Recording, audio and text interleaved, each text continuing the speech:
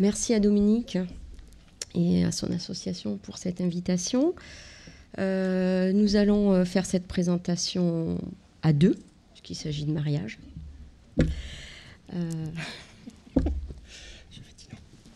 À toi. Anthony Loiselet, je suis consultant en ergonomie et accessibilité et j'ai justement, par rapport à la question, j'ai la double compétence. Je suis ergonome à la base et j'ai suivi des formations en accessibilité pour être expert en évaluation en accessibilité. Voilà, au sein de la société A+B. Donc moi je suis responsable, Ghislaine Pêche-Oliveau, je suis responsable du pôle ergonomie dans une direction des systèmes d'information dans un service public de droit privé. Avec Anthony, nous travaillons ensemble depuis 1980... 2007 Non, On a dit 2007.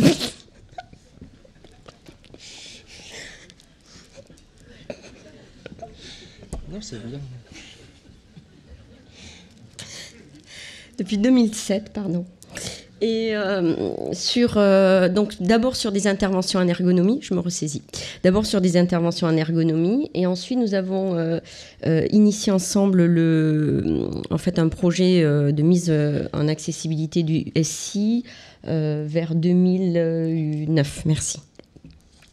Donc ce que on voudrait partager avec vous cet après-midi, c'est notre expérience sur le sujet de cette collaboration et les enjeux que nous voyons dans cette collaboration entre ergonomie et accessibilité numérique. Alors, notre système d'information, peut-être dire deux mots sur nos utilisateurs. Alors, nous fabriquons un système d'information qui s'adresse à la fois à des agents en interne, mais aussi à du grand public, des usagers. En interne, c'est 50 000 agents. Concernant notre principal site internet, c'est 16 millions de visiteurs par mois. Nous recevons aussi 5 millions d'appels téléphoniques par mois. Et nos utilisateurs, en particulier les utilisateurs, les usagers, que j'appellerais les usagers, ont un niveau scolaire très variable, maîtrisent pas forcément l'écrit. En interne, nous avons 6,3% de salariés qui sont reconnus travailleurs handicapés et 45% des agents ont plus de 45 ans. Par situation de handicap, nous intégrons également des situations dites de double tâche, c'est-à-dire que pour nous, un agent qui mène un entretien avec un usager et qui en même temps utilise son système d'information n'a pas 100% de disponibilité pour réaliser sa tâche sur le système d'information. Donc je dirais une définition assez large de la situation de handicap. On s'adresse à vous en fait en tant qu'acteur d'une direction des systèmes d'information qui est rattachée directement à un directeur général au même titre qu'une direction des ressources humaines ou une direction juridique. Ce qui est intéressant de voir ici, c'est que le pôle ergonomie au sein de la direction des systèmes d'information est rattaché à ce qu'on appelle une direction produit, qui regroupe en silo en fait des directions qui fabriquent les systèmes d'information pour nos différents utilisateurs et qui s'occupent aussi de piloter ces projets. Et puis un petit peu en opposition, il y a la direction technique qui elle va prendre en charge les frameworks, les questions de sécurité du poste de travail, et c'est en tant que projet réglementaire que l'accessibilité numérique s'est installée au sein de notre DSI. Le pôle ergonomie, sa mission, c'est d'accompagner les projets dans la prise en compte des situations d'usage pour concevoir des systèmes d'information adaptés. On essaye très tôt dans le projet, en amont dans les phases de conception, de mesurer l'impact des choix de conception sur les situations d'usage ou sur les situations de travail. Nous sommes, à partir de demain, 1er avril, 4 internes et nous nous appuyons sur des ressources externes à hauteur d'environ 4 à 6 équivalents temps plein.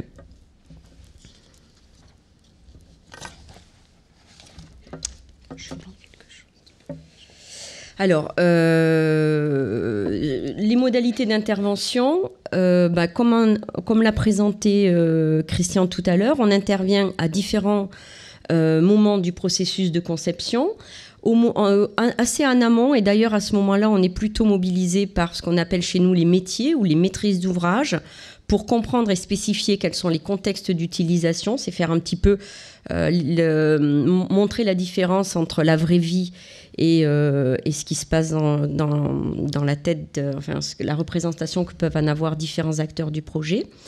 On intervient aussi et on fait intervenir les utilisateurs au moment de la définition des solutions.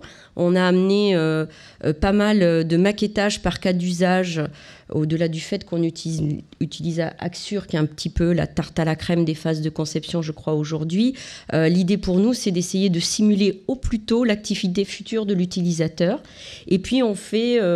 il n'y a plus d'intervention en ergonomie sans qu'à un moment donné dans le projet, on fasse au moins une évaluation avec les futurs utilisateurs finaux du système d'information. Ça ne veut pas dire que les projets de notre DSI mobilisent systématiquement les systèmes d'information. C'est plutôt comme quand vous jouez au loto, 100% des gagnants ont tenté leur chance.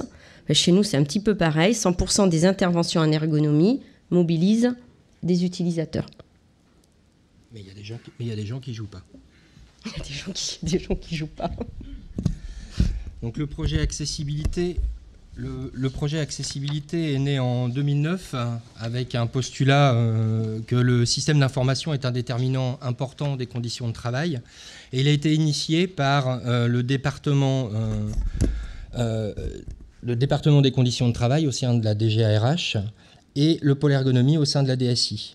Donc ce projet a fait l'objet d'une note d'opportunité de la part du directeur général qui avait missionné ces deux entités comme responsables, acteurs clés de ce projet. L'année 2009, c'est aussi la sortie du décret qui établissait un petit peu les règles sur la mise en conformité avec le RG2A. Et en 2010, le projet est passé d'un projet RH, plutôt conditions de travail, en tout cas conditions de travail, même si ce n'était pas RH, à un projet réglementaire et technique avec alors un statut de projet, donc avec un budget, un chef de projet, et qui s'est installé au sein de la direction technique. Donc pour nous, c'est un peu une transformation du projet conditions de travail en un projet réglementaire et technique. Sa mission, c'est de mettre en conformité avec la loi l'intégralité du système d'information de cet établissement et toutes les ressources numériques, pas simplement celles destinées aux usagers, mais également celles destinées aux agents, pour deux raisons. La première, c'est qu'au sein de la loi, il était bien aussi indiqué que les outils des salariés de l'établissement public devaient être accessibles pour permettre la mission de service public. Et deuxième point, parce que le directeur général avait dit qu'il fallait absolument rendre accessibles les outils internes et externes. Donc ce projet actuellement mobilise un chef de projet, 4 ressources internes et un petit peu de prestations externes ciblées sur des audits et de l'aide à la correction et accompagnement. Au niveau de son fonctionnement, des modalités d'installation de ce projet accessibilité, les actions principales qui ont été élaborées, réalisées, c'est de la formation, de la sensibilisation, de la communication aussi, beaucoup de communication, des audits et un travail de correction, mais au départ, ce qui avait été identifié par les acteurs projet comme étant un point majeur du projet est devenu plutôt un élément secondaire, voire un élément de communication pour indiquer un état d'accessibilité. Et ce qui a pris le pas, c'est plutôt d'installer une démarche de conception accessible, conception et réalisation accessible, parce que pendant qu'on était en train de corriger les premiers sites, les autres continuaient à être développés. Et si on n'avait pas installé une démarche de conception accessible, on s'en serait jamais sorti. Donc c'est devenu un aspect majeur. Il y a eu tout un travail d'intégration des exigences en accessibilité dans la démarche qualité projet à l'intérieur de l'établissement. La mise en place de contrôle de conformité dans les projets. La volonté aussi, c'était de ne pas avoir recours systématiquement à des spécialistes, comme on en a entendu parler ce matin, mais de dire qu'il faut faire monter en compétence les gens en interne. Il faut que les projets tels qu'ils se font aujourd'hui intègrent l'accessibilité sur un maximum d'étapes. avec donc un travail sur la conduite de projet unifié, une mise à jour, et puis la mise en place, encore en cours, c'est un projet un peu de longue haleine, mais c'est une réforme assez profonde quand même des processus, avec 3 profils de référents, des référents démarche qualité projet, des référents pilotage de projet, et puis des référents techniques très spécialisés. Enfin, avant-dernier point, c'est la partie outillage, avec, je vais aller assez rapidement parce que le temps s'écoule. Au niveau de l'outillage, des guides, il faut que les projets, les acteurs projets, si on leur demande de prendre en compte l'accessibilité, ils aient les outils pour le faire. Et pour ça, c'est tout un travail d'outillage, tel que des guides de conception, guides de contribution, guides de développement, mais aussi intégrer l'accessibilité dans les frameworks de développement. Donc c'est un travail qui est aussi réalisé. Au niveau, pour terminer, la mobilisation des utilisateurs. Aujourd'hui, avec la vision encore assez normative et technique de l'accessibilité, les utilisateurs qui sont mobilisés le sont surtout en recettes. Et ce sont des acteurs projets représentants des utilisateurs, ce qui n'est pas tout à fait ce que nous on imagine en termes d'évaluation par l'utilisateur. Mais on y reviendra dans la suite. Donc nos convictions, même si ces dernières années, les compétences en ergonomie ont été surtout mobilisées pour installer le projet au sein de la DSI, c'est-à-dire finalement on a travaillé plus sur les utilisateurs de l'accessibilité, c'est-à-dire les acteurs projets. Notre conviction, c'est que accessibilité et ergonomie, dans leur définition même, parlent d'améliorer la compatibilité entre les caractéristiques des situations et les caractéristiques des situations, des utilisateurs, excusez-moi. Donc cette rencontre entre ergonome et entre ergonomie et accessibilité, on a mis mutualisation naturelle. Ça devrait pouvoir. C'est un petit peu ce qu'on voyait tout à l'heure. Si on remonte d'un niveau, en fait, on est tout à fait cohérent entre ergonomie et accessibilité. C'est vraiment les deux ont le même objectif.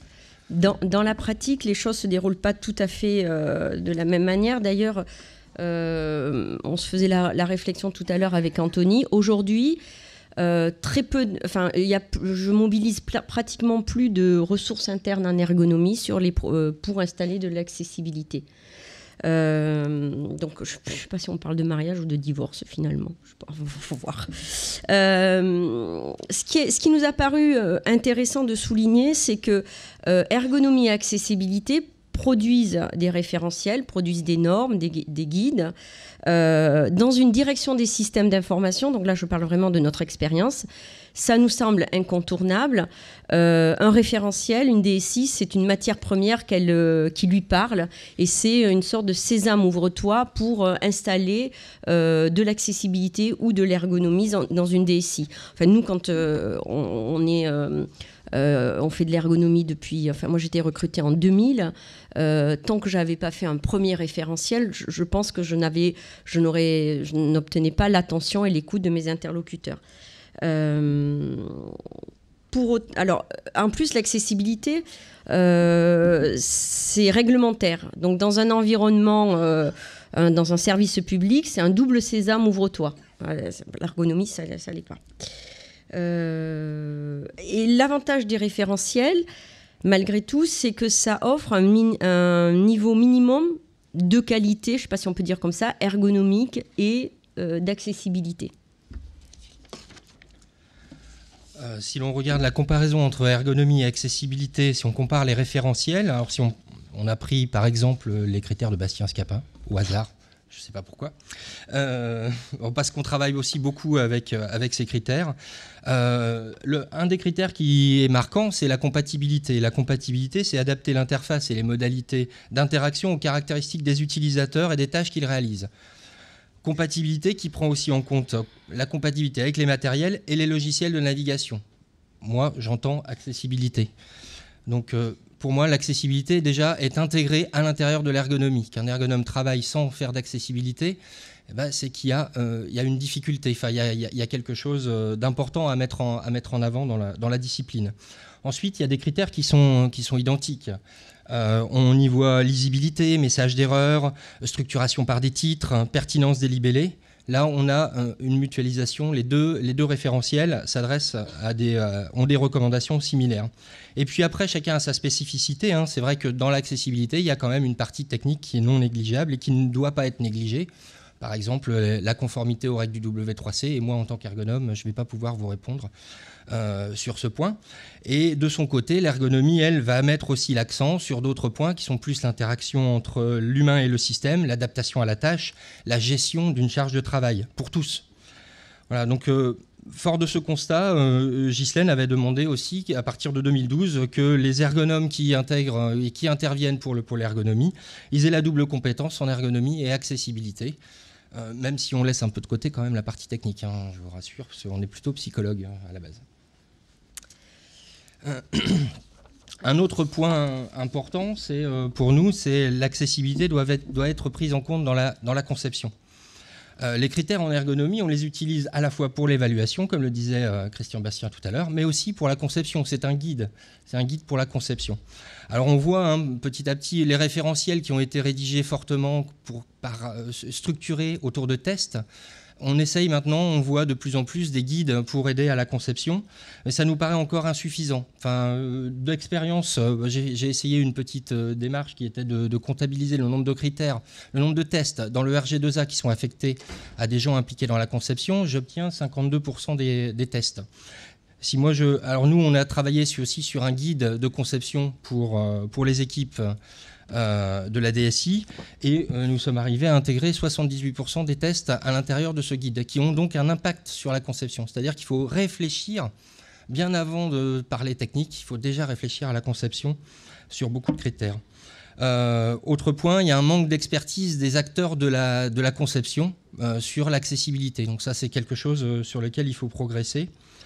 Et dernier point par rapport à cet usage des critères, c'est si on dit aux gens de respecter des référentiels, il va falloir, ce que disait un autre interlocuteur tout à l'heure, leur donner 4 référentiels à suivre en même temps aux développeurs ou même aux équipes de conception, ça va être difficile. Donc on a un travail aussi au sein de la DSI qui est d'intégrer un vrai guide de conception à la fois ergo, qui tienne compte de l'ergonomie et de l'accessibilité. Oui. L'ergonomie des référentiels. De la méta-ergonomie. On est hors délai. Oui, on dépasse un peu, on va accélérer. Stop, on dit stop. J'ai changé la slide. Oui, c'est bon.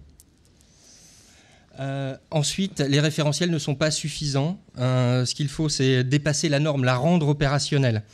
Il y a plusieurs aspects sur lesquels l'ergonomie, elle, a une double démarche, c'est-à-dire qu'elle utilise les référentiels, mais elle ne se suffit pas aux référentiels, et pour les opérationnaliser à la situation d'usage, elle va mettre en œuvre des techniques d'implication des utilisateurs, des techniques d'analyse de l'activité, ce qu'on a vu dans les étapes du cycle de conception centré utilisateur qu'a évoqué tout à l'heure Christian Bastien.